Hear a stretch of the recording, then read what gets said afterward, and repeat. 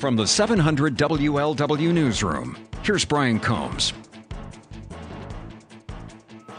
Big stories you're talking about in the big one today. March Madness continues for one more week for people in the tri-state.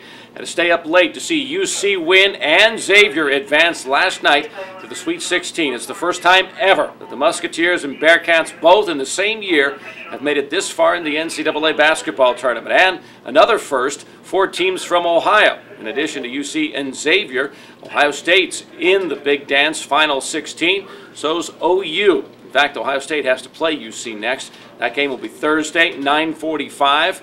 They'll be playing in Boston. Xavier's going to be playing in Atlanta. They take on Baylor about 7:15 Friday night. Fans interested in going to those games can contact the two schools. They're putting together ticket packages, working on travel packages along with Provident Travel. You can expect to pay around $200 for tickets to the sessions. That includes 2 games in the first part and then another game over the weekend if your team should advance that far. UC Xavier also planning send-off parties sometime tomorrow for the teams which arrived back on campus in the early morning hours today. In fact, Chris Mack, coach at Xavier, said that he went through the drive-thru at White Castle about 3:30 this morning. A woman asked him why he was wearing a suit. He said he'd just gotten off work. Says she told him that she wouldn't want his job. Mack and the Xavier Musketeers won't be on the big one. That game will be on 55 KRC. The UC game late Thursday will be carried live on 700 WLW.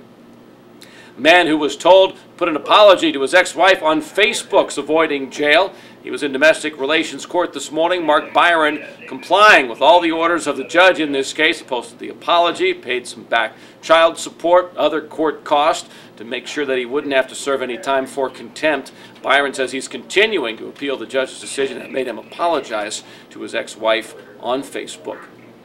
Tough day at a couple of local schools, Lakota and Edgewood, both dealing with the deaths of students over the weekend, killed in separate car crashes. First occurred Friday night, involved a Lakota student who was killed. The other one, Edgewood student, died yesterday afternoon. Both of the cases remain under investigation. No word on the cause. Man who was driving drunk again is being blamed for an East End deadly crash. In court this morning to be arraigned, the suspect in the death of a woman on Eastern Avenue. This accident occurred overnight Saturday after St. Patrick's Day partying. Apparently the guy who's facing charges is looking at 5 past convictions for OVI. His license, according to police, has been suspended at least 11 times.